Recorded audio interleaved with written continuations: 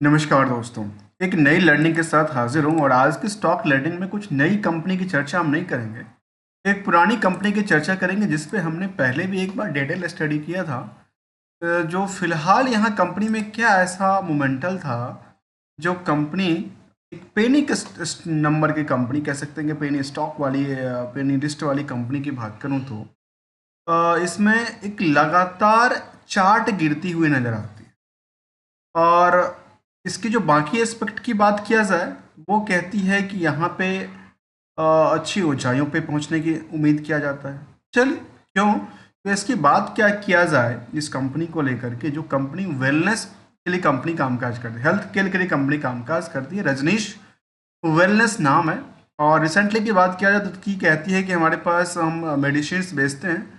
Branded medicine पे भी खैर 25% के आसपास डिस्काउंट की बात यहाँ इन वेबसाइट्स पर लिखा हुआ है, जिसमें इनकी खुद के पास काफ़ी सारे ब्रांड्स की बात करती है, जहाँ पे इनकी ब्रांड्स उन्होंने मेंशन किया हुआ है। अब इसका एक कुछ रिजल्ट का पार्ट भी आया। उस रिजल्ट के पार्ट की तरफ मैं एक जगह फोकस करना चाहूँगा। केवल सेल्स में गिरावट होती है comparison to Y O Y, लेकिन जो बाकी एस्पेक्ट है, चाहे वीटा की बात किया जाए, नेट प्रॉफिट मार्जिन की बात किया जाए, उसमें करीब 180% से लेकर के 1100% तक की उछाल की बात करते हैं। तो क्यों नहीं इसके कम्प्लीटली डिटेल की तरफ चलते हैं, जो कंपनी के हर एस्पेक्ट में क्या क्या चेंज हुआ है और क्या क्या एक्सपेक्टेशन किया जाता है मार्केट को लेकर के। जहां एक साल की चार्ट देखें या 3 साल की चार्ट देखें, पूरा जो भी चार्ट देखेंगे लगातार क्या हो रही है, गिरावट। और हमने इस पर एक बार स्टडी किया था, जब मैंने जैसे याद आ रहा है कि उसको एक प्रॉम्प्ट किया गया था। प्रॉम्प्ट के मतलब आप समझते होंगे, जिसको हम स्पॉन्सर्ड बेसिकली कहते हैं। जो मार्केट में कुछ नई चाल चलो और मार्केट के लिए कुछ बड़ी चीज़ें निकल के आएगी, कुछ पुराने सेटअप करेंगे, नए कुछ आएंगे आएंगे प्लेयर। उसके क्रम में पता है क्या हुआ मार्केट में? उसके क्रम की बात है जो इसमें जो नंबर ऑफ शेयर होल्डर थी, वो करीब करीब 50,000 के आसपास की हुआ करता था जून तक में। और जो लास्ट डेटा की बात मैं कर रहा हूँ, उस डेटा में जब हमने इस पे देखा था, तभी मैंने इस पे स्टडी किया था। तो यहाँ से देखिए, यहाँ से मार्केट को प्रॉम्प्ट किया गया था। इस प्रॉम्प्ट के पीरियड का टाइम था जुलाई टू सितंबर। और जुलाई टू सितंबर में देखिए मार्केट में क्या हुआ, नए प्लेयर कितना आया है, 97,000 लोग हो गए सितंबर तक। सितंबर तक में 97,000 लोग इस कंपनी में इन्वेस्टेड हुए। कुछ सोच के हुए होंगे, या पैनिक के साथ हुए होंगे, या करोड़पति बनने के लिए हुए होंगे। चलिए, इसी कड़ी को समझने के प्रयास करते हैं आज की स्टॉक लर्निंग में। रजनीश वेलनेस, जिसका बुक वैल्यू की बात किया जाए तो 1 रुपये 10 पैसा, अभी फिलहाल ये 3 गुने के आसपास कामकाज कर रही है प्राइस टू बुक वैल्यू का। इंटरेस्ट इंडस्ट्रियल के पी के आकर की बात किया जाए तो कहते हैं कि 38 का है, और इसका पी पता है कितना? 306 का। अर्थात जितनी अर्निंग करती है कंपनी एक पैसे का, 1% का, 1% के कारण कंपनी में 306x का भीड़ कहता है डिमांड को लेकर। और डिमांड लगातार बनी है, इसकी वजह से इसकी प्राइस अभी 3 रुपये के आसपास। प्रमोटर की होल्डिंग काफ़ी कम आंकड़ा निकल के आती है। आरओसी और आरओई बिल्कुल ही नहीं के मुताबिक है। डेट कर्ज बिल्कुल फ्री कंपनी के तौर पे है। इंटरेस्टिंग वैल्यू करीब 31 पैसे का है, कोई बहुत बड़ा तीर मारने वाला नहीं था। लेकिन करंट रेशियो का माप काफ़ी ज़्यादा रहा है। इसके लिए जैसे ये एस्पेक्ट कुछ आती है ना, इसके लिए क्या करना ज़रूरी है, केवल और केवल आर टू आर को समझिए। एक तो रिस्क टू रिकंसलेशन क्या है, इसमें हर एक डेटा के एस्पेक्ट, यदि कंपनी ने ये डेटा समरी शीट में बताई तो इसके प्रति कुछ अंदर भी बातें छुपी होगी।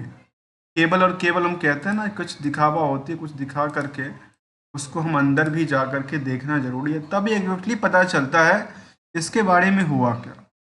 और यहाँ पे कंपनी कहती है, अभी रिसेंटली बात करूँ फिर पहले की, तो पेनी स्टॉक्स बिलो, जो 5 रुपये के स्टॉक हैं मार्केट में, वो the price jump over 5% in this business updates. और कहती है जिस दिन 5% की सर्किट लगा देती है मार्केट में, बड़ी सी न्यूज आर्टिकल चलने लगती है।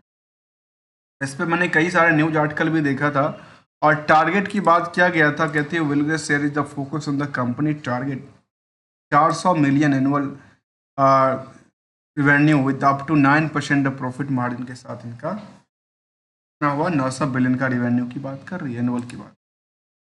चलिए इसी कड़ी की तरह समझने की प्रयास करते हैं, जो डेटा कहती है, जो आर्टिकल कहती है। क्वार्टरली बेसिस में यहाँ से ट्रेंडिंग को देखिए, ट्रेंडिंग क्या हुआ, गिर गया। अभी सितंबर का भी डेटा अपडेट हुआ, यहाँ पे अब डेटा अपडेटेड नहीं है, खैर कोई बात नहीं, हम यहाँ से डेटा को नहीं कैप्चर करते, कुछ और समझने की ईयरली बेसिस को समझ लेते हैं। और उसके अकॉर्डिंग देखें तो साल दर साल कंपनी ने रिवेन्यू को इंक्रीज किया, ठीक है, लेकिन नेट प्रॉफिट मार्जिन में गिरावट दर्ज करती है। यही क्वार्टरली बेसिस की डेटा को देखें तो जो 7 करोड़ का टर्नओवर था वो 16 करोड़ 17 करोड़ तक पहुंचता है, बीच में 26 करोड़ तक जाता है। दूसरी तरफ यदि हम बात करें तो ये प्रॉफिट 28 लाख के आसपास प्रॉफिट भी बुक करती है, जो कि comparison to the previous data, सितंबर की डेटा से काफ़ी बेटर परफॉर्मेंस करती हुई नज़र आती है। क्योंकि क्या हुआ, ये सेल्स घट गया, लेकिन बाकी एस्पेक्ट की तरफ देखा तो ऑपरेटिंग प्रॉफिट मार्जिन इनकी इंक्रीज हो। लास्ट 12 महीने की डेटा भी देखें तो फिलहाल 82 करोड़ के आसपास का आंकड़ा दिलाती है, और यहाँ पे करीब करीब 83 लाख का प्रॉफिट बुक करती है, और पिछले पीरियड से क्या थी, एक गिरावट दर्ज करती है इसकी लास्ट ईयरली से, और उसके बाद 12 महीने की डेटा बेस। अब यदि हम रिस्क फैक्टर को समझें तो शायद रिस्क के लिए समझिए, जो कंपनी मेडिकल आइटम्स में डील करती है, और मेडिकल में इनकी जो पैसे आते हैं ना वेंडर से, वो पैसे आते हैं 160 दिन में। ये थोड़ा सा रिस्क नहीं, ये बहुत बड़ा रिस्क की बात करती है। इसके अलावा कि देखा जाए तो हम ये कह सकते हैं इसको लेकर के, या बैलेंस शीट के फिगर में क्या होगा, लोन को लेकर कहते हैं चलो हम लोन तो कर्ज मुक्ति की तरफ है, कोई बात नहीं, कर्ज मुक्ति के बाद कंपनी के पास है क्या, कंपनी के पास एसेट्स कुछ नहीं है, ना कोई दुकान की बात होगी, ना कोई कंपनी की ऑफिस में 6 लाख की फिक्स एसेट्स की बात कर रही है, सिंपल सी 6 लाख की फिक्स एसेट्स की बात कर रही है। जो है डेटा वो सब से कहाँ पे दिखाती है, अदर एसेट्स पार्ट में दिखती है, उसमें जो एडली की डेटा है वो बिल्कुल ही नहीं दिखाए, साइलेंट बैठ के। आखिर डेट ट्रेड रिसेबल की पार्ट रही है या बाकी कुछ एस्पेक्ट रही है, यदि ये रहा मान लेते हैं यहाँ के ऊपर, तो क्या कहती है, क्योंकि रिस्क तो कहती है, क्योंकि ऑपरेटिंग नेट प्रॉफिट मार्जिन भी काफ़ी कम रहा, तो मार्केट में रिस्क करीब 6 महीने के लिए रिस्क लेगा, तो फिर नहीं बनेगा तो फिर फायदा क्या है। अब सवाल आती है कंपनी में प्रमोटर को ले, यहाँ पे लगातार कुछ बल्क डील होती नजर आती, कौन बेच रहा है कौन खरीद रहा है, देखिए इसका रजनीश ट्रेडर्स एलएलपी जो बेच रहा है, कई बार खरीद रहा है, कोई खरीद रहा है कोई बेच रहा है, बड़ी एक बेच रहा है 57 लाख शेयर, कई बार बेच रहा है 56 लाख शेयर, ऐसे बल्क डील सेंटिमेंट बनाने के लिए रखा है। पब्लिक के पास की बात किया जाए तो कंपनी में नियरली ये देख सकते हैं कि बड़ी बड़ी कुछ लोगों ने 4% 3% के आसपास होल्डिंग रखा है। अब असली कितना हुआ, करीब करीब 40-45 हज़ार लोग यहाँ पे बढ़ गए, इसको लेकर के इंटरेस्ट का पार्ट को, इस पार्ट को लेकर के स्टॉक में इन्वेस्टमेंट को लेकर के, जबकि हमने इस पे देखा था वॉल्यूम यहीं पे आई थी, कितनी लंबी लंबी वॉल्यूम आई, सोचिए वॉल्यूम इतनी तगड़ी थी। और इसको शायद किस में रखा गया है वो देखा तो फिलहाल इसको किसी भी रखा नहीं गया है, इसको फ्रीली छोड़ा गया है मार्केट में, कोई सर्वेलेंस नहीं है इसके ऊपर। दावा डिस्काउंट फ्रेंचाइजीज को लेकर के, low investments high returns exciting growth opportunity, जैसा स्टॉक मार्केट की चीज़ें होती है ना, जो कहती है कि लो इन्वेस्टमेंट करो हाई रिटर्न बनाओ, हाई लो रिस्क के ऊपर, ऐसे ये भी अपने वेबसाइट्स पे ऐसी बातें सब चल रही है इनकी वेबसाइट्स पे, और इनका यही कुछ प्रोडक्टिविटी को लेकर कहती है, जहाँ पे इनकी कुछ ब्रांड्स हैं। इसके अलावा देखा जाए तो इनकी ग्रोथ रोगो लेवल को देखा जाए तो ये कह सकते हैं कि साल दर साल तो पहले जो कंपनी का ग्रोथ रेट था वो लास्ट 12 महीने में अच्छी खासी बढ़ा, प्रॉफिट ही बढ़ा, स्टॉक प्राइस सीजीआर ही बढ़ा और ये नहीं बढ़ा। लेकिन इन सब के पीछे पता है क्या हुआ? इन सब के पीछे इनको जरूर फोकस किया गया, लेकिन जो डेटा उन्होंने शेयर ही नहीं किया। तो यहाँ पे मैं डेटा की बात कर रहा हूँ, कहाँ की? बैलेंस शीट में मार्च तक के डेटा की। तो मार्च में 34 करोड़ का आंकड़ा दिलाती है, और यदि ये 34 करोड़ का आंकड़ा दिलाती है तो इसके अकॉर्डिंग देखिए 34 करोड़, कहाँ 1 करोड़, कहाँ 34 करोड़, मतलब 3400% का क्या है? रिस्क कवर, रिस्क कहती है फ्रॉम द प्रॉफिट। एक चीज़ को और समझने वाली बात वो है, इनकी पीयर्स में अदानी से कंपेयर किया गया, मुझे लगता है कंपेयर करना ठीक नहीं लगता। कंक्लूजन टू द, यदि हम स्टार्ट की तरफ से कंपनीज कर्ज फ्री होती हुई नज़र आती है, गिफ्ट क्वार्टर की बात करती है, अच्छी खासी उन्होंने इम्प्रूवमेंट किया था। लार्ज रिस्क की बात ये भी कहती है कि प्रमोटर्स काफ़ी कम आंकड़ा दिलाती है, जहाँ पे हाई डेटर्स डे की बात करती है कंपनी, जो कि एक डिमेरिट की बात करती है।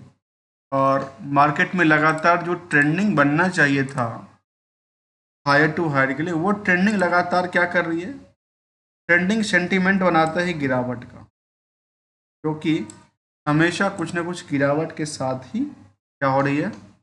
बंद, कई बार 5% चलती है, कई बार 5 नहीं चलती। ऐसा ही आंकड़ा की बात। हाँ, रिस्क टू रिवार्ड की तरफ दे, रिस्क रिटर्न की तरफ देखें तो पिछले एक साल में करीब 72% गिरावट दर्ज किया है कम। और हायर टू देखेंगे तो कह सकते हैं कि नियरली 90% तक मार्केट गिर गया हो। इस सिचुएशन में गोल्डन रूल क्या कहता है? क्योंकि गोल्डन रूल ये कहता है कि हमेशा सबको चाहिए प्रॉफिट। कोई हाई रिस्क पे जाती है, कोई रिस्क को क्या कहती है? मिनिमाइज कर। मिनिमाइजेशन ऑफ रिस्क एक इफेक्ट होती है, इसमें as the term frame expectation के बेसिस पे प्रॉफिट जैसे आती है तो उसको करना चाहिए, बुक करना चाहिए। यदि ट्रेंडिंग ही ऐसी मूव का है तो क्या कहना चाहिए? तब तो देखा जा सकता है, सोचा जा सकता है। अदरवाइज प्रॉफिट पे कहते हैं, भाव ही भगवान है, उसको बुक करना चाहिए। और जब भी कुछ ऐसा मिले तो रिस्क फैक्टर को भी कवर करते हुए निकलना चाहिए, ऐसा बात है कि गोल्डन रूल को। दोस्तों, हमने किसी कंपनी को लेकर, किसी स्टॉक को लेकर के ट्रेडिंग की बात, ना कोई एडवाइजरी की बात शामिल करते हैं, क्योंकि पैसा आपका है, रिस्क आपका है। हम आपको ये ना कह सकते हैं कि आप इसको होल्ड करो, बेच लो, क्योंकि सबकी खुद की फाइनेंशियल रिस्क अलग अलग है, सबकी एक्सपेक्टेशन अलग अलग है। इसके अकॉर्डिंग सोचा जा सकता है, देखा जा सकता है। अदरवाइज यदि ये नहीं होता तो सबके सब हाथ पे हाथ धर के बैठे होते, अब मार्केट में बॉटम आएगा तो हम खरीदेंगे, अब टॉप पे जाएगा तो बेचेंगे, नहीं तो मार्केट में ट्रेडिंग के सिस्टम से नहीं होता। मिलते हैं कुछ नई स्टडी के साथ, तब तक के लिए enjoy and thank you so much for joining.